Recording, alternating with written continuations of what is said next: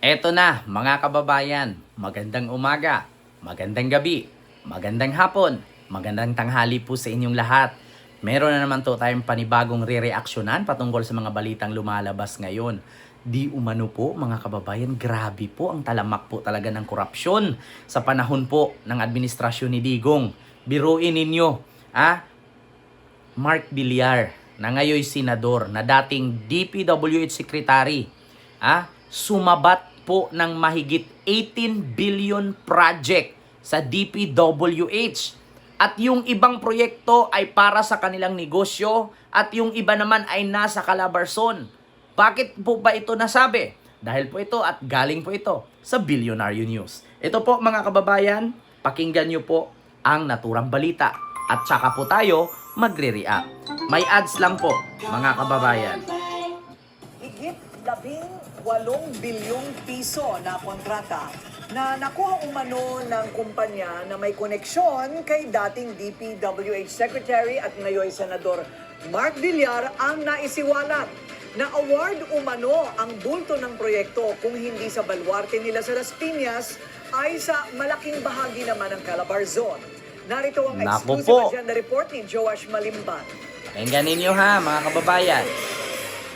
We have to push for more accountability sa mga projects. Dapat dagdagan pa yung mga measures natin para hindi na maulit yung mga substandard projects. August 19, 2025, nang magsalita si Senator Mark Villar sa Senate Blue Ribbon Committee para isulong ang pagkakaroon ng isang master plan sa flood control projects at pagpapalakas ng accountability measures sa mga proyekto ng pamahalaan. Si Senator Mark ang nagsilbing DPWH Secretary sa Administrasyong Duterte mula 2016 hanggang 2021. 2016-2021, si Mark Villar. Ngayon mga kababayan, yung mga lumalabas po na mga engineer, mga kontraktor ngayon na nasa Senado, na pilit iginiit na mga DDS na sa panahon daw ito ni PBBM, nagkakamali po kayo. Si Mark Villar po ang nagtatalaga kay Bryce Hernandez, kay Alcantara at iba pa. Pakinggan nyo po ito. Siya rin ang naglagay sa pwesto ng ilan sa mga itinuturing na BGC Boys o Bulacan Group of Contractors na ilan sa most controversial personalities ngayon sa flood control scandal. Sa pagsusuri ng Billionaire News Channel sa datos ng DPWH, napag-alaman ng aming team na ang isa sa top public works contractor sa Las Piñas na siyang kilalang baluarte ng mga Villar ay pagmamay-ari mismo ng pinsan ni Senator Mark. Ayon sa datos ng DPWH, nakapagtala ang I&E Construction Corporation ng mahigit 4 billion pesos worth of 4 billion. Pinsan ni Mark Villar. Si Carlo,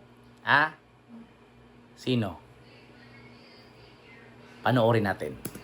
public works contracts sa National Capital Region mula 2016 hanggang 2025. 84 out of 89 projects nila sa Metro Manila matatagpuan sa Las Piñas na nagkakahalaga ng 3.5 billion pesos. 3 billion. Pero sa pagsusuri ng Billionaire News Channel, tila mas malaki ang nakubra nilang mga kontrata sa Calabarzon.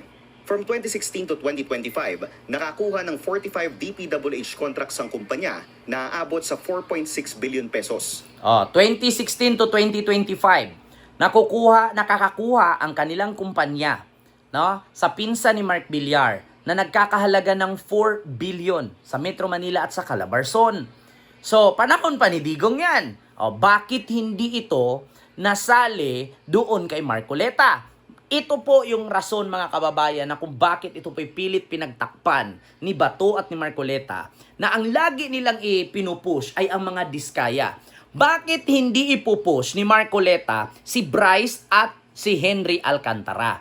Bakit doon nagpupukus si Marcoleta sa mga diskaya? Mas malaki pa ang nakuha nito sa panahon ni Digong. Ito pa. Yan ay sa kabila ng hindi nila pagkakaroon ng proyekto noong 2018 at 2019. Ayon sa datos ng DPWH, pinakamalaking bulto ng kanilang mga kontrata sa Calabarzon makikita sa iba't ibang bayan ng Cavite, na siyang kilalang lugar din ng ilan sa mga massive private at real estate properties ng mga Villar. Massive private and real estate property. So ito po yung isa sa sinasabi ni Congressman Mark Santos, mga kababayan, na nagpapagawa ng kalsada, nagpapagawa ng flood control, pero doon mismo sa loob ng subdivision ng mga Villar. Kita ninyo? Anong tawag doon? Doon pa lang sa pagkamkam nila at pagtanggap ng proyekto, conflict of interest na yon. Hindi dapat po pwede na ang pamangkin or pinsan ni Mark Villar kumuha ng proyekto sa DPWH. Kasi bakit? Si Mark Villar ay may posisyon sa government. So bawal po yun. Conflict of interest po yun. Makakasuhan po sila doon. Tapos pangalawa mga kababayan, okay lang sana tanggap natin na kumuha ng proyekto kumpara sa tao. Hindi eh. Ang proyekto po ay napunta sa kanilang real estates kung saan yung mga pabahay nila, yung mga subdivision nila na malapit sa ilog, doon ipinatayo itong mga flood control. Na kung saan mga kababayan ay pagmamay-ari naman nila ang mga kalupaan na ito at hindi po ito government-owned. Nako po mga kababayan, ito pa. Ang kasalukuyang authorized managing officer ng kumpanya, si former Las Piñas Councilor Carlo Aguilar. Carlo Natalo Aguilar. siya sa nakaraang halalan. Matapos kalabanin sa pagka-mayor, ang pinsan din itong si April Aguilar. Tumakbo si Carlo sa ilalim ng Villar Matriarch at nooy congressional candidate na si former Senator Cynthia Villar. Sa mga nakalap na dokumento ng Billionaire News Channel, tila nailipat lamang ang kumpanya sa pangalan ni Carlo Aguilar nitong nakaraang taon. Base yan sa isang 2024 contract ng DPWH. Nakaraang taon lang inilipat.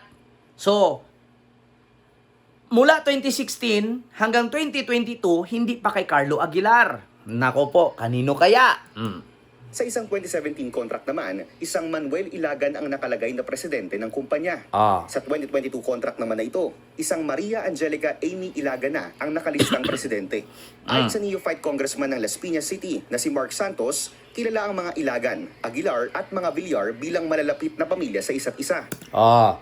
According mismo kay Congressman Mark Santos ng Las Piñas, yung tumalo kay Cynthia Villar, kilala ang mga Aguilar, Ilagan at Villar na malapit na magkakapamilya.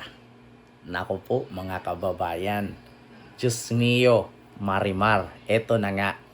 Ito yung matatawag nating kakaiba talaga sa panahon ni Digong. So ngayon mga kababayan, bakit natin sisihin si Marcos? Kung sa panahon pa lang pala ni Digong, bilyon-bilyon na ang nawawala. Bilyon-bilyon na ang ninanakaw. So bakit si Marcos ang sisihin natin ngayon? Si Marcos nga ang nakabisto sa kalukuhan ni Digong noon. Continue.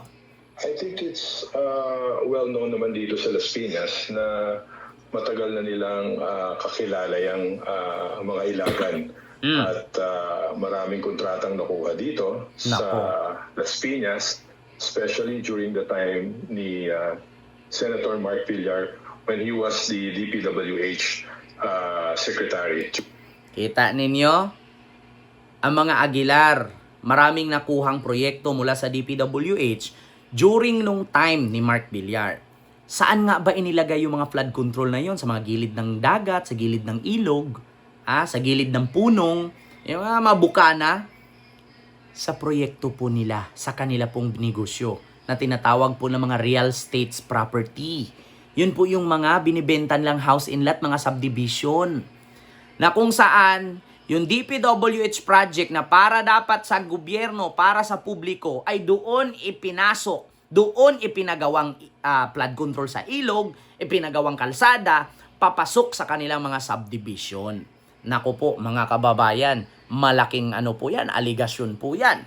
Nako, according nga dito kay Representative Mark Santos or Mark Anthony, Mark Anthony ba Santos ng Lone District ng Las Piñas City, ay kapanahunan daw po ni Mark Villar kumamkam na po itong kanyang pinsan ng proyekto mula sa DPWH. Alam niyo sa totoo lang mga kababayan, meron po sa batas ng Pilipinas na kapag ikaw may pwesto sa gobyerno or ikaw ay kongresista, mayor, governor, senador, bawal ka pong kumuha ng proyekto na galing sa gobyerno kasi may posisyon ka. Conflict of interest po yon.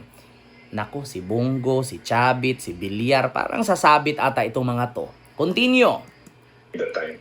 Bukod sa IND Construction, inilahad din sa amin ni Congressman Santos na mayroon pang isang kumpanya ang pinsan ng mga Villar Patay. na nakakubra rin ng hundreds of millions of pesos worth of DPWH contracts. Patay. Ayon sa sumbong sa Pangulo.ph, nakakubra ang Motion Trade Development 390 Corporation million. ng 4 na flood control projects mula 2022 sa mga lalawigan ng Cavite at Quezon. Cavite at Quezon, kumuha sila ng 390 million. Kontrata nakuha ng Motion Trade Development Corporation sa Cavite at Quezon. So, iba yun. Bukod dun kay Carlo Aguilar, meron pang iba itong Motion Trade na corporation or development corporation, kumubra din. Mahigit po 18 billion po ang kanilang nasabat na proyekto sa DPWH, mga kababayan. Nasabat or nakuha. Yun po yun. Continue. Abot ang presyo ng mga kontrata sa 390.9 million pesos. Ang authorized managing officer, mismong si Carlo Aguilar din. Sa pagsusuri ng Billionaire News Channel, walang kontratang hinahawakan ng Motion Trade ng mag-isa at laging may ka-joint venture. Nako. Dalawa ang nakita naming common companies na laging katuwang ng Motion Trade. Si Carlo Aguilar. Ang IME na pagmamayari rin ng mga Aguilar. At ikalawa naman ang Omnicon Builders na pagmamayari ng isang Lloyda Dumali. Nakakita ang aming team ng dalawang kontrata ng Motion Trade at Omnicon Builders sa Las Piñas. Nako. Parehong flood control structures na nagkakahalaga ng 93.5 million at 85.9 million pesos. Million, Ayon kay billion, Congressman Diyos ko. Santos, mayroong 4 na contractor sa Las Piñas na nakakuha ng pinakamalalaking bulto ng mga kontrata ng DPWH.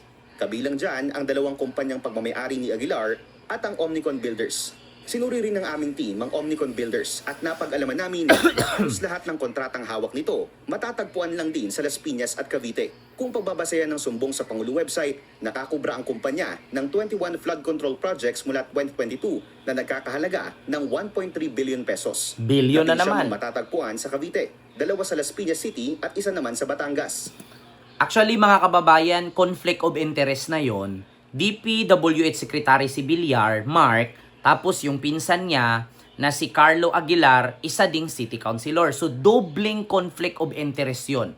City councilor ka ng Las Piñas, tapos meron kang pagmamayari na construction company, ikaw pa yung kumuha mula sa government.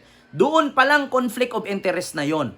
Tapos kay Mark Villar, conflict of interest na yon. So, para, kumbaga sa karniyan, sira na, binibenta mo pa, ang tawag dun botya. Botya na. Sa madaling salita, double dead. Bakit? Kay Mark Villar pa lang, bawal na siyang magkuha ng proyekto at ibigay sa kanyang pamangkin or pinsan kasi conflict of interest yun, nasa gobyerno sila. Tapos yung kanyang pinsan naman, nasa government din. So, botya nga ang kalabasan, mga kababayan. Continue. Sa mas malalim na pagsisiyasat ng Billionaire News Channel, napag-alaman ng aming team na tila konektado rin sa isa pang pamilyang malapit din sa mga Villar ang nagmamay-ari ng kumpanya na si Lloyda Dumali. Nako. 2014, nang umattend si Dumali sa mismong birthday celebration ni late Cavite Governor Ayong Maliksi. Ang anak nito na si incumbent Imus City Mayor Emmanuel Maliksi, makikita naman sa isang picture kasama rin si Dumali noong 2018 sa isang restaurant sa Imus. Nako. Sa pagsisiyasat ng aming team, napag-alaman namin na mismong ang oath-taking ng One Imus Legacy Team ni Mayor Maliksi noong 2019 isinagawa sa isang kilalang hotel kasama mismo si Nuoy Senator-elect Cynthia Villar. Nako. Sa isang 2025 post naman, dumalaw ang Diwa Party List sa pangunguna ng isang Baby Aguilar sa Imus para maghatid ng kanilang tulong sa lungsod. Nako, konektado nga. Tama nga ang sinasabi ni Congressman Mark Santos na itong Aguilar, itong Villar, at itong Ilagan ay magkakadikit o lapit na pamilya ito. Diyos ko, malaking ito mga kababayan. Malaking aligasyon ito. Malaking korupsyon ang tawag dyan. Diyos mio marimar. Ganyan po katalamak ang korupsyon sa administrasyon ni Digong. Kita ninyo? Administrasyon ni Digong yan. Talamak, bulto-bulto na bilyon-bilyon. Tapos ngayong nabisto ni BBM, si BBM naman ang sinisira ng mga DDS. Bakit daw pagbintangan si Digong, tapos naman daw ang administrasyon. Hindi nila alam na mas matindi yung panahon ni Digong. Walang nabulgar na ganyan, walang nakulong na ganyan. Only si Marcos lang ang nakabisto niyan. So yun lamang po, mga kababayan. Maraming salamat po. Sa mga viewers ko po na gusto ng mga latest na balita at reaksyon dito sa ating YouTube channel.